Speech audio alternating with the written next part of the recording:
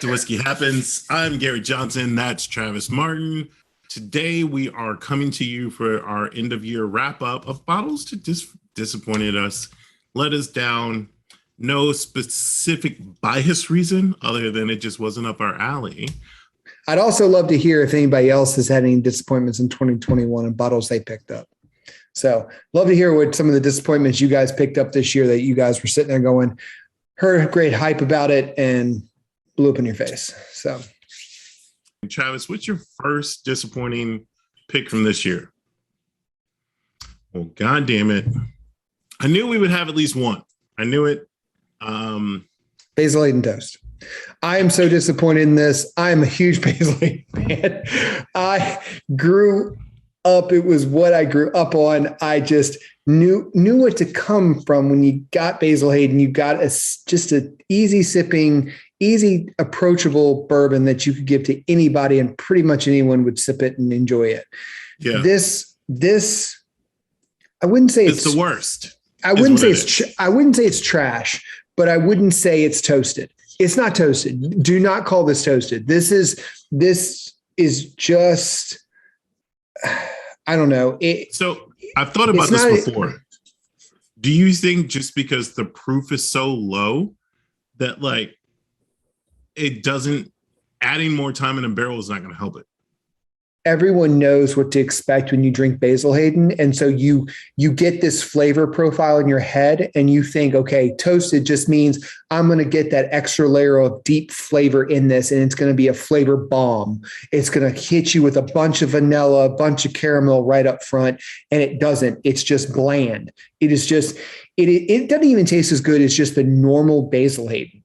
Like it is the biggest disappointment that has come out of Jim Beam in a decade, I would say. There's not been a single thing that's come out of Jim Beam that I would say is as bad as this. Just nothing. And I hate it because I love these products and I got really excited. I got really excited about that. So Gary, what's next? Your number 5. This is interesting. So it's Bardstown Prisoner. So okay. I got this because I drink Prisoner wine. I like wine. Thought it would be really interesting the fact that they use Prisoner wine barrels to age this in. It's 100 proof. It's okay. It's too expensive. It's too expensive. This is why it's on my list this year. This is close to $100 or over, depending on where you're getting it. 90 some bucks. And it's not worth it. It's not. There's nothing fancy about it. There's nothing amazing about it. The flavor profile, as you can see, that's all I've had. Just a little bit out of it. It's average. It's average. Some of the other stuff from Bardstown is great. That not impressed. So, how about you? This came out of Phoenix. It is Copper City Bourbon. I talked about it before. I'm not saying it's horrible. It's just not up my alley. I've literally maybe drank this 2 or 3 times. The rest of this has been for cooking. Like it's just become my cooking bourbon. Not saying that's bad either. Like it's just I found another use for it than drinking it directly. But I'm not discouraged. I like picking up local whiskeys, bourbons whenever I'm in another city. I went and visited my friend Daniel, got this, and swing and a miss. So not more I can say about it. It's served its purpose well for cooking. I'll give it that. Yep. All right. So my next couple ones are controversial because they are from distilleries that I absolutely love, but I just don't love this one. So going to say that Nulu. Okay. I have the Nulu toasted rye. It's phenomenal. It is so amazing. It's probably my top 5 of this year. Their regular, just straight reserve It's nothing The special. Texas Select? I only have the Texas Select left because I gave a friend the other bottle because I didn't care for it. That's why I'm showing this, but the Texas Select I love. It's it's just the normal Nulu that you can get anywhere that's not Texas Select or anything like that. It was not good. It was coming in at, I think, 117 proof. This is 115. That's 114. It was coming in 117 proof. It was not good. It had nothing to it. It was flat. The Texas Select, I've heard different ones. So the first one has been really good. I heard the second was not very good. And I've heard the third is very good. So it's hit or miss, but I think really where Nulu's sweet spot is the expressions that they do that are different. So like the rye, the toasted rye, hands down one of the, like I said, top 5 of this year easily. They've got a lot of other ones that are in apple brandy and different types. I think that's where their sweet spot is, because I don't think their regular juice is that amazing, but I think when they do the expressions and when they do things slightly differently, it comes out much, much better and it gives it some depth. Now, let me ask you this. Do you think it's because they are a sourced whiskey at this point, and then the experimental is a little more of an expression of them, because that's them tinkering with the distillant they're purchasing? I think so. I think it shows a lot that, you can get really good MPG juice and you can get really average MPG juice. They use MPG. I wasn't dropping names there, Travis, but just okay. Saying. All right. I'm just saying there's half of the really good bourbon. A lot of the really good bourbon is MPG juice. And I just think it's depending on what barrels you get and how you treat those once you get them. And that's just my opinion. How about you? I'm going to stay in Phoenix for right now. I'm not going to spend a lot of time on it because I've talked about it before. This shouldn't be a surprise that the Perlados on here. It's not horrible. This one I haven't sent many handshakes at all. I don't think I've sent a single handshake. I think this is on me. Of it, I'm willing to, and this is my next one, I'm willing to say that maybe I just got a bad single barrel. Because there's something that makes me go every couple of months, weeks, or whatever, let me try it again. So there's something there that I do like about it. I'll acknowledge that. But I haven't figured it out yet. Again, this is when I was visiting Daniel. He moved away from Phoenix. So the odds of me getting another bottle are slim. However, it's not out of the ballpark. It's just not ever going to be at the top of the list of like, I'm in Phoenix, let me go get another bottle. So that's my number 3. All right. The next one, I'm going to get a lot of nasty comments about, and that's okay. And I'm fine with that. And you're grinning because you're like, what is he going to say now? Yep. Oh my God. Send it here. Give it to me. Elijah Craig barrel proof. Which one? It's B521. Okay. We've tried a bunch of them. We've tried B520. We've tried A521. We haven't tried C. I haven't tried C. Have you tried C yet? I haven't tried C521. I had C20, which was of 2020. That was my favorite one in 2020. Yeah. I've not had C21. This one was not, out of all of them, this is the one that's disappointing the most. And that's why it's on the list. It's not that it's Elijah Craig barrel proof overall. Let me say that right now. It's not that the barrel proof overall, it's B521 it's just hot. There's no flavor. There's no depth to it. It's just hot. Like it doesn't have anything to it. And that's why I have it on this list for this year that's because how I feel about your Old Forester single barrel. Yeah.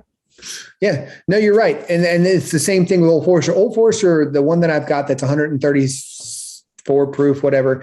That to me is awesome in a mixed drink because you're right. It's just hot. And the same thing with this. It's only 118 proof. That's right around what I love. I love like 115 proof. The majority of the stuff I really love is 115 proof. So it shouldn't be that different, but it is really hot. It is really hot and not in a good way to me.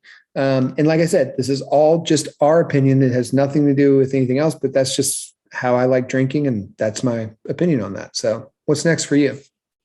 It is Dickel 9. I'm not sure if we did this on the show or not, but I know I've mentioned when I picked it up for sure.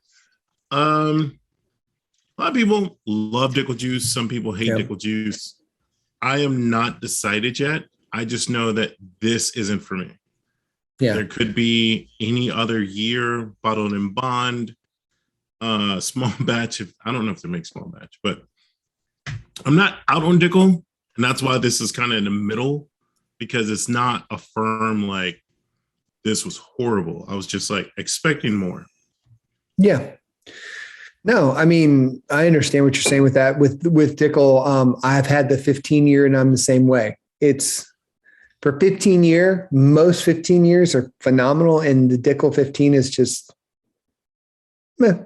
it's nothing to write home about. Like, it's just not.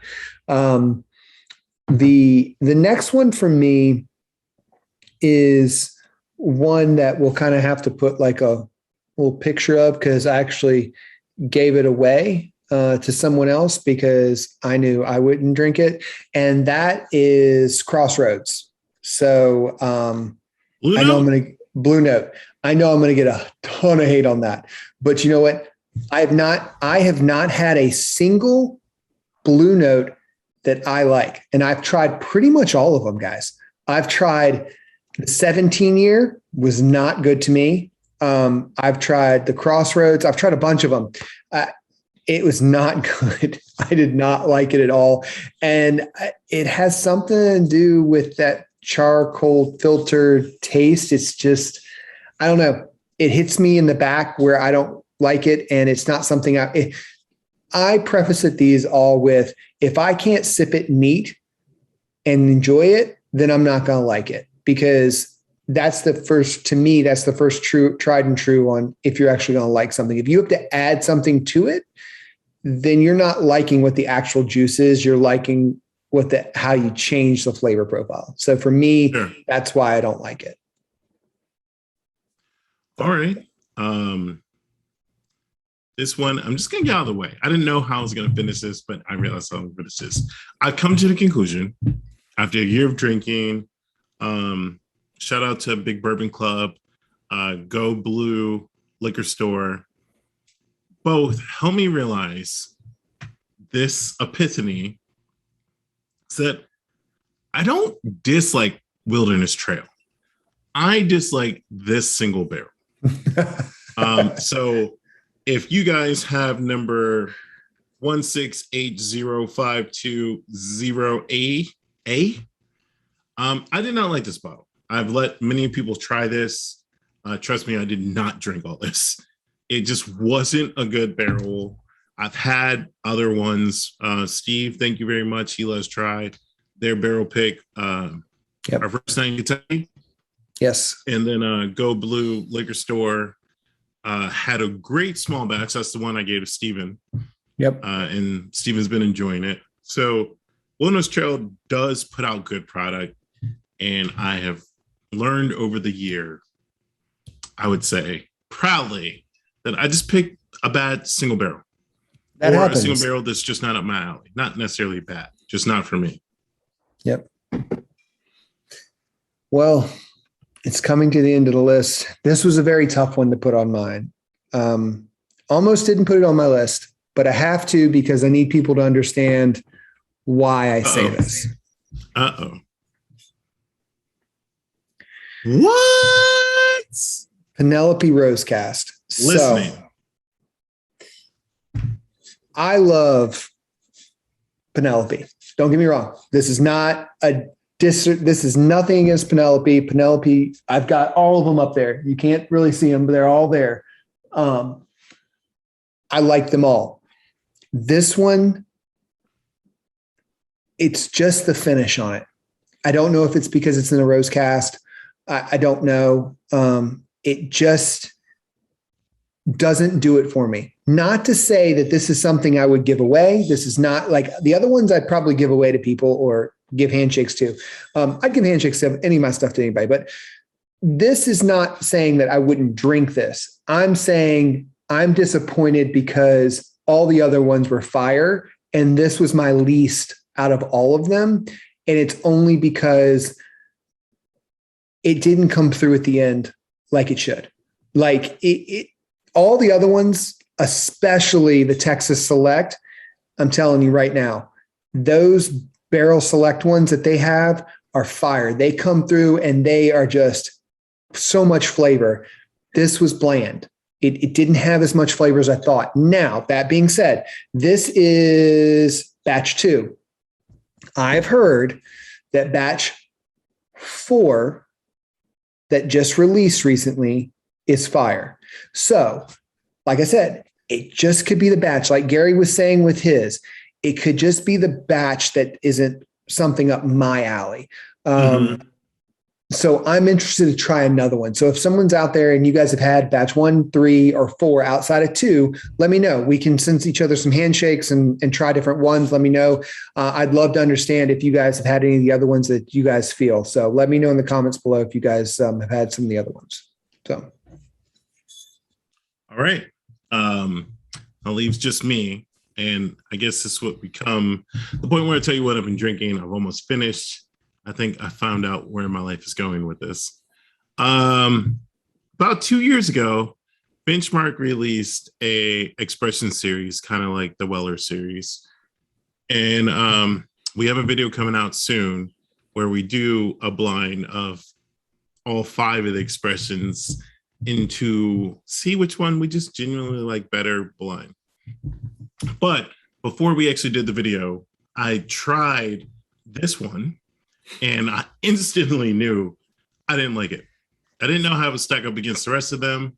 Stay tuned for that video. However, spoiler alert, Benchmark Top Floor is definitely my biggest disappointment this year. I don't know what I thought it was going to be. However, I did not like it on my initial pour and the blind that's coming. It was my number 5 out of 5. But what I'd done is poured all 5 expressions in here, and it's really not that bad. Like you don't get some of the problems that I was having with a couple of them. It kind of balances out. It wasn't an even like 1 ounce, 1 ounce, 1 ounce. It was kind of like pour, pour, pour, pour, pour. But if I do not end up finishing the bottles that I did not prefer, there's 2 that I definitely did like. Maybe the other 3, I'll just make infinity bottles and see what happens. But again, Top Floor just didn't do it for me. I'm hoping to get an Elijah Craig C lot before long, hopefully. Yeah. And but yeah, Benchmark Top Floor, 86 proof. Didn't cut it for me. And you guys have to check out our video because it's interesting. Just watch the video. You'll see what we mean. But yeah, so like we said, this doesn't mean that these things are bad. You might like them. Like, don't take it as like we're the end all be all, but it's except for Basil Hayden, it's bad. The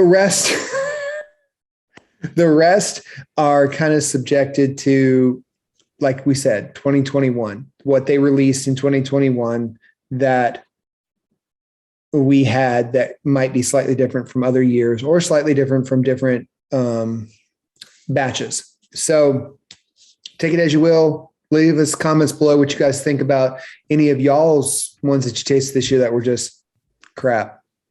So. Yeah, with that being said, thank you for watching. Our channel is about to turn 1 year old. And for those of you who've been here since video 1, all like 100 hours of it, thank you guys very much. We're hoping to give you more in-depth content coming throughout this year. And I just want to say thank you. Appreciate all you guys watching, sticking with us, watching us change, grow, equipment changing and growing. Layouts. I think this is my 3rd layout. Yeah, exactly. So just wanted to thank everyone that watches and views and subscribes. And if you're new here, be sure to click those buttons down below. Yep. We really appreciate you guys. Hope you guys have a happy holidays and cheers. Cheers.